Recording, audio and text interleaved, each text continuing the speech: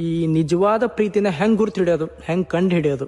ಇಲ್ಲೊಬ್ರು ಸಿಸ್ಟರ್ ಒಂದು ಸ್ಪಷ್ಟವಾಗಿ ಮಾಹಿತಿ ಕೊಟ್ಟಾರ. ನಿಮ್ಗೆ ಟೈಮ್ ಇದ್ರೆ ಮಾತ್ರ ನೋಡ್ರಿ, ಯಾಕಂದ್ರೆ ಒಂದು ಸ್ವಲ್ಪ ಲಾಂಗ್ ಆಗುತ್ತೆ ವಿಡಿಯೋ, ಕೇಳಿಸ್ಕೊಂಬರ್ರಿ. ನೀನು ಎಷ್ಟೇ ಜಗಳ ಮಾಡಿದ್ರು, ನೀನ್ ಎಷ್ಟೇ ಹರ್ಟ್ ಮಾಡಿದ್ರು ಅವರಿಗೆ ಮತ್ತೆ ಮತ್ತೆ ಬಂದು ಸಮಾಧಾನ ಮಾಡಿ ಮಾತಾಡಿಸ್ತಾರಲ್ವಾ, ನೀನ್ ಬೇಕು ಅಂತ ಹೇಳ್ತಾರಲ್ವಾ, ಅಲ್ಲಿ ಗೊತ್ತಾಗುತ್ತೆ ಆ ವ್ಯಕ್ತಿ ನಿನ್ನನ್ನ ಎಷ್ಟು ಪ್ರೀತಿ ಮಾಡ್ತಿದ್ದಾರೆ ಅಂತ, ನಿನ್ನನ್ನ ಎಷ್ಟು ಹಚ್ಕೊಂಡಿದ್ದಾರೆ ಅಂತ.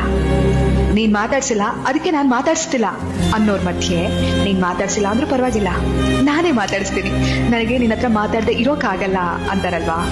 ಈಗೋನೇ ಹಿಂದೆ ನೀನ್ ಮಾತ್ರ ಮುಖ್ಯ ಅಂತ ತಾನು ಎಂಥದ್ದೇ ಸ್ಥಾನಮಾನದಲ್ಲಿ ಇದ್ರು ಅದನ್ನ ಮರೆತು ನಿನಗೋಸ್ಕರ ಕೆಳಗಿಳಿದು ಬರ್ತಾರಲ್ವಾ, ಅವರಲ್ಲಿ ಮಾತ್ರ ನೀನು ನಿಜವಾದ ಪ್ರೀತಿನ ಪಡೆಯೋದಕ್ಕೆ ಸಾಧ್ಯ.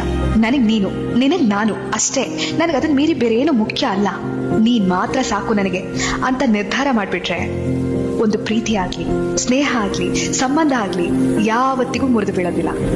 ನೀನ್ ಎಷ್ಟೇ ಜಗಳ ಆಡಿದ್ರು, ಕೋಪ ಮಾಡ್ಕೊಂಡ್ರು, ಮಾತ್ ಬಿಟ್ರು, ಒಬ್ಬ ವ್ಯಕ್ತಿ ನಿನ್ನನ್ನ ಬಿಟ್ಟು ಹೋಗ್ತಿಲ್ಲ ಅಂದ್ರೆ ಆ ವ್ಯಕ್ತಿ ನಿನ್ ಮೇಲೆ ತನ್ನ ಉಸಿರನ್ನೇ ಇಟ್ಕೊಂಡಿದ್ದಾರೆ ಅಂತ ಅರ್ಥ. ಕಂದಮ್ಮ, ಅಂತ ವ್ಯಕ್ತಿನ ಕಳ್ಕೊಂಡ್ ಬಿಡ್ಬೇಡ. ಆ ವ್ಯಕ್ತಿ ಯಾರ್ ಬೇಕಾದ್ರೂ ಆಗಿರ್ಬೋದು, ತಂದೆ, ತಾಯಿ, ಪ್ರೇಯಸಿ, ಪ್ರಿಯಕರ, ಹೆಂಡತಿ, ಗಂಡ, ಯಾರ್ ಬೇಕಾದ್ರೂ ಆಗಿರ್ಬೋದು, ಯಾವ ಸಂಬಂಧ ಬೇಕಾದ್ರೂ ಆಗಿರ್ಬೋದು. ಕೋಪದ ಕೈಗೆ ಬುದ್ಧಿ ಕೊಡ್ಬೇಡ.